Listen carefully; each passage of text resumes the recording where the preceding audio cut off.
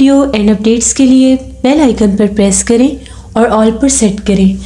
شروع کرتے ہیں اللہ کے بابرکت نام سے جو بڑا مہربان اور نہایت رحم والا ہے۔ تمام تعریفیں میرے اللہ رب العزت کے لیے ہیں۔ خوفناک کہانیوں کے معزز ناظرین کو میری طرف سے السلام علیکم۔ امید کرتی ہوں آپ سب لوگ خیریت سے ہوں گے، جہاں ہوں گے خوش ہوں گے۔ ہر روز کی طرح آج بھی آپ لوگوں کے لیے بہت ڈراؤنی کہانی لائی ہوں جسے یقیناً آپ لوگ پسند کریں گے۔ یہ کہانی میرے ساتھ زکیہ شیئر کر رہی ہیں۔ زکیہ کہتی ہے اپنی آپ بیتی اپنی زندگی میں گزری ہوئی ایک خوفناک کہانی آج آپ سے شیئر کرنا چاہتی ہوں۔ اب میری عمر 50+ ہے۔ یہ تب کی بات ہے جب میں 19 سال کی تھی۔ اس وقت ہم لوگ رحیم یار خاں میں رہتے تھے۔ آبادیاں تو تھیں، گھر بھی بہت زیادہ ہوتے تھے، لیکن اس وقت جو گھر تھے کافی زیادہ بڑے ہوتے تھے اور لوگوں کے گھروں میں کچھ فاصلے بھی ہوتے تھے۔ لیکن ہم لوگوں کا جہاں پر گھر تھا، ہم لوگوں کے گھر کے ساتھ ایک بند مکان تھا جو بہت زیادہ بڑا تھا۔ وہ مکان بہت قدیم اور پرانا تھا۔ اس کی در و دیوار اپنے پرسرار ہونے کا زندہ ثبوت خود ظاہر کرتی تھی۔ جب بھی میں اپنے گھر کی چھت پر جاتی تھی، اس کی اونچی دیوار دیکھ کر میرے ذہن میں بہت سے سوال آتے تھے کہ اس گھر کی دیواریں اتنی اونچی کیوں ہیں؟ نارمل گھروں سے اس گھر کی دیواریں کچھ زیادہ ہی اونچی تھیں، جیسے اس گھر کو چاروں طرف سے کور کیا گیا ہو کہ کوئی وہاں پر جھانک کر بھی نہ دیکھ سکے۔ میرے اندر ہمیشہ سے ایک تجسس تھا کہ ایسا کچھ ہو کہ میں اس گھر کو جھانک کر دیکھ سکوں۔ اس گھر کو میں باہر سے بھی نہیں دیکھ سکتی تھی کیونکہ اس گھر کے آگے بہت بڑی 4 دیواری تھی، گیٹ بھی بہت بڑا تھا اور کوئی بھی حصہ ایسا نہیں تھا جہاں سے جھانک کر اندر دیکھا جا سکتا۔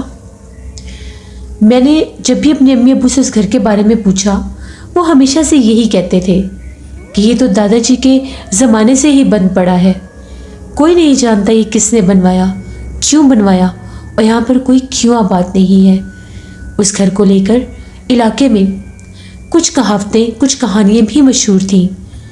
سننے میں یہ بھی آتا تھا کہ اس بند مکان پر، اس خالی مکان پر کچھ لوگوں نے کبھی قبضہ کرنے کی کوشش بھی کی تھی، لیکن جو بھی اس گھر میں رہنے کے لیے گیا وہ کبھی واپس نہیں آیا۔ یا تو وہ وہاں پر مردہ پایا جاتا تھا یا پھر وہ کبھی واپس آتا ہی نہیں تھا۔ بھلا ایسا اس گھر میں کیا تھا؟ وہ گھر تھا یا کوئی بھوت بنگلہ؟ سب ایسا ہی کہتے تھے۔ اس گھر کے اوپر ہر وقت صرف اور صرف بہت بڑے بڑے چیل بیٹھے رہتے تھے۔ نہ تو اس گھر کے اوپر کبھی کوئی کوا بیٹھتا تھا اور نہ ہی کبھی کوئی اور پرندہ۔ یہ بات بہت عجیب تھی۔ اکثر میں جب شام کے وقت اپنی گھر کی چھت پر جاتی تھی اور اس گھر کی طرف دیکھتی تھی تو اس کی دیوار کے اوپر مجھے وہ چیل ہمیشہ بیٹھے نظر آتے تھے۔ بہت بڑے بڑے چیل ہوتے تھے، اگر زیادہ نہیں تو ایک تو ضرور ہی بیٹھا رہتا تھا۔ مجھے بھی کبھی کبھی اس گھر سے ڈر بھی لگتا تھا۔ پھر کچھ ایسا کرنا ہوا کہ ہم لوگوں کا جو چھت تھا اس کے اوپر میرے والد صاحب نے یہ ارادہ کیا کہ ہم لوگ 2nd فلور بناتے ہیں۔ 2nd فلور بنانے کے لیے گھر میں مزدور لگوا دیے گئے اور وہاں پر دن رات کام شروع ہو گیا۔ جب 2nd فلور تیار ہوا تو اس گھر کی جو اونچی دیوار تھی کچھ کم ہوئی۔ اب وہ تیسری منزل جو ہم لوگوں کے گھر کی تھی اس کے اوپر ایک چھت بننا تھا، لیکن اس کی دیوار ابھی بھی اس گھر سے چھوٹی تھی۔ مجھے اچھی طرح سے یاد ہے جمعے کا دن تھا، اس دن مزدور نہیں آئے تھے، تو میں جب چھت پر گئی، مغرب ہونے والی تھی، تو میں نے دیکھا کہ ہم لوگوں کا جو تیسرا چھت تھا اس کے اوپر وہ بڑی سی سیڑھی لگائی ہوئی تھی، لکڑی کی سیڑھی، جس کے اوپر چڑھ کر ان مزدوروں نے تیسری چھت تعمیر کرنی تھی۔ یہ موقع مجھے دوبارہ سے نہیں ملنا تھا۔ میں نے سوچا مجھے آج ہی اس سیڑھی کے اوپر چڑھ کر اس گھر میں جھانکنے کا موقع ملا ہے۔ سب گھر والے نیچے تھے، کسی کو بھی نہیں پتا تھا کہ میں اوپر ہوں۔ امی کو تو بس میں یہی بتا کر آئی تھی کہ جو گھر بن رہا ہے میں بس اس کو دیکھنے جا رہی ہوں۔ وہ میرے ارادوں سے واقف نہیں تھی۔ چپ چاپ میں دوسری چھت پر چڑھ گئی۔ اس کی دیوار زیادہ اونچی نہیں تھی، اب وہ سیڑھی وہاں پر مضبوط تھی۔ اس سیڑھی کے ساتھ میں نے کچھ اینٹیں بھی جوڑ دیں۔ مغرب ہو چکی تھی، اینٹیں میں نے لگا دی کہ وہ سیڑھی ہلے نہ۔ یہی انتظار تھا مجھے کہ آس پاس کے لوگ کہیں نہ دیکھ لیں۔ پھر میں نے ہمت کی اور میں اس سیڑھی پر چڑھتی ہوئی بالآخر اس دیوار تک پہنچ ہی گئی۔ آج میں اس گھر میں جھانک کر دیکھنے ہی والی تھی، جس کو دیکھنے کے لیے میرے اندر بہت بہت تجسس تھا۔ جب میں نے اس گھر میں جھانک کر دیکھا، وہاں پر گھپ اندھیرا تھا، اتنا اندھیرا تھا کہ جس طرح سے وہاں پر کبھی روشنی ہوئی ہی نہیں۔ میں غور کر کے دیکھنا چاہ رہی تھی کہ آخر یہاں پر کس طرح کی عمارت ہے، کس طرح کے کمرے ہوں گے۔ بہت قدیم اور پرانے مکان تھے، اندر بہت قدیم اور پرانے کمرے تھے۔ ان کے نقشے، ان کے سٹائل عجیب تھے، کیونکہ تھوڑی بہت روشنی آس پاس کے گھروں سے جا رہی تھی۔ بہت بڑے بڑے درخت بھی تھے وہاں پر۔ ایک بہت بڑا صحن نما احاطہ نظر آ رہا تھا۔ تبھی دیکھتے ہی دیکھتے وہاں پر روشنی ہونے لگ گئی۔ ایسا محسوس ہو رہا تھا کہ وہاں پر کسی نے کوئی روشنی جلائی ہے۔ میری آنکھیں پھٹی کی پھٹی رہ گئیں۔ دیکھتے ہی دیکھتے ان درختوں میں ایک روشنی نمودار ہوئی۔ ایسے لگ رہا تھا جیسے کوئی لائٹ، کوئی روشنی وہاں پر جلا کر بیٹھا ہے۔ میں نے اپنی آنکھوں سے اسے دیکھا۔ ایسے لگ رہا تھا اس صحن میں چاروں طرف قبریں ہی قبریں ہیں، وہی قبروں کے ابھار، مٹی کی بنی ہوئی قبریں، ان کے درمیان جس طرح سے کوئی بیٹھا تھا۔ میں یہ منظر دیکھ کر حیران ہو گئی۔ میں پیچھے ہٹنا چاہ رہی تھی، مجھ سے ہٹا ہی نہیں جا رہا تھا۔ مجھے ایسا لگ رہا تھا میرے دونوں ہاتھ بہت مضبوطی سے کسی نے پکڑ لیے ہیں۔ میں نے 3 سے 4 بار ہمت کی پیچھے ہٹنے کی کہ میرے گھر کی طرف کوئی نہ آ جائے، کہیں امی آواز نہ دے دے، کہیں ابو اوپر نہ آ جائے، وہ کیا سوچیں گے میں کیا کر رہی ہوں۔ لیکن ایسے تھا کہ جیسے میرے ہاتھوں کو کسی نے مضبوطی سے پکڑ لیا ہو۔ اس نے مجھے باقاعدہ اپنا آپ ظاہر کروایا۔ وہ بہت بھیانک تھی۔ دیکھتے ہی دیکھتے اس پورے صحن میں روشنی پھیل گئی، جیسے بہت زیادہ لائٹ جل رہی ہو۔ چاروں طرف قبریں تھیں، عجیب و غریب قبریں۔ ان قبروں کے اوپر صلیب کے نشان تھے، جس طرح سے کرسچن گریو یارڈ میں ہوتے ہیں، عیسائیوں کے قبرستان میں، بالکل وہی اسی طرح سے صلیب لگائے گئے تھے۔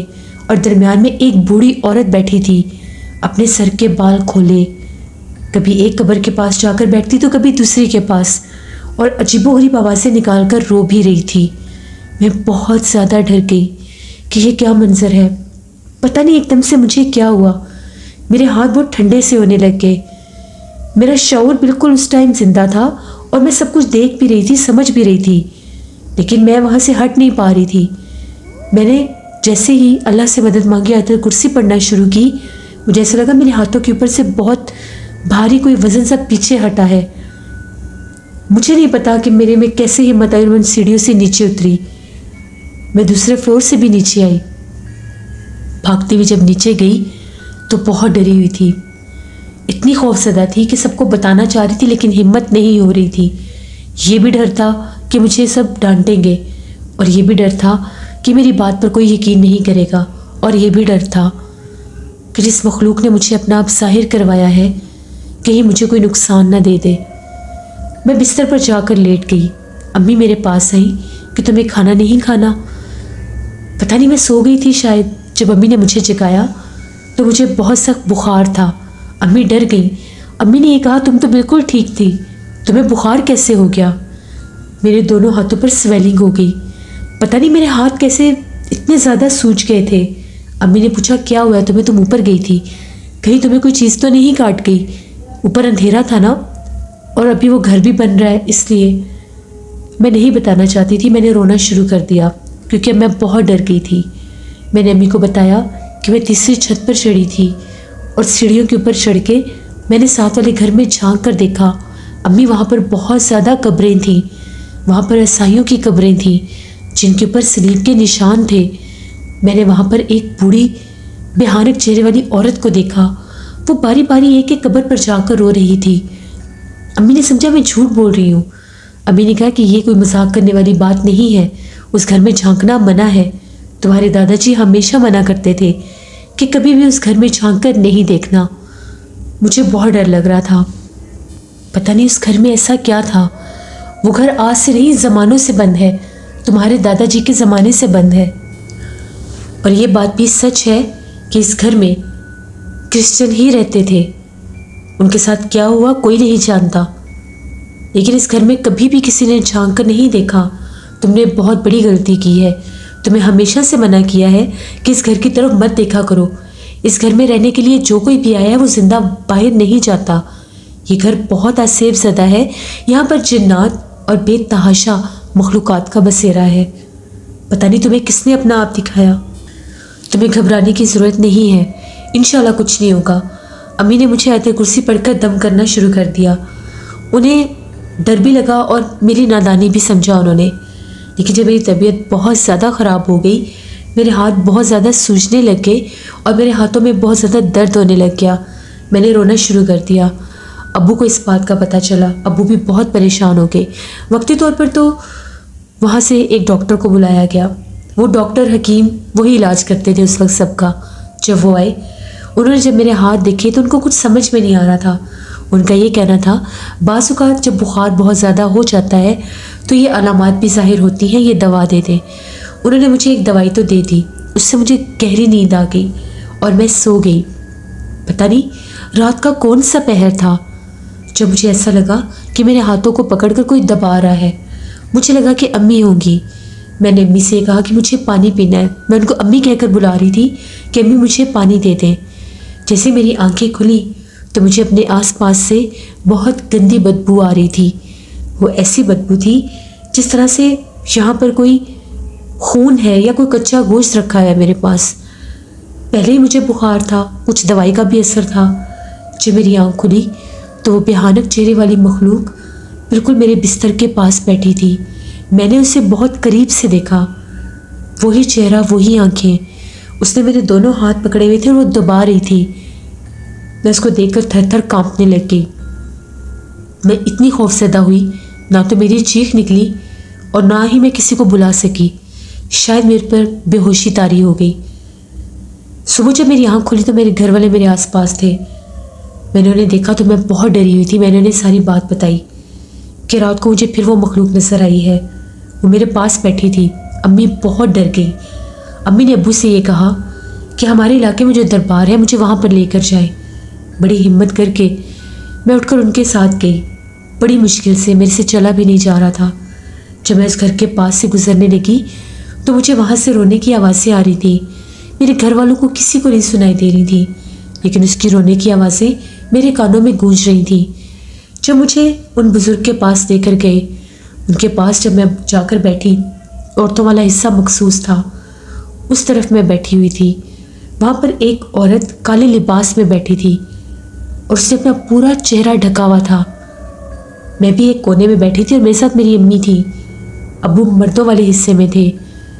अब्बू ने जाकर उनको बताया कि मेरी बेटी है, उसके ऊपर किसी मखलूक का असर हो चुका है, हम दम करवाने आए हैं। तो वो बुज़ुर्ग जब औरतों के हिस्से में आए, उसी वक्त उस काले लिबास वाली औरत ने मुझे अपना चेहरा दिखाया।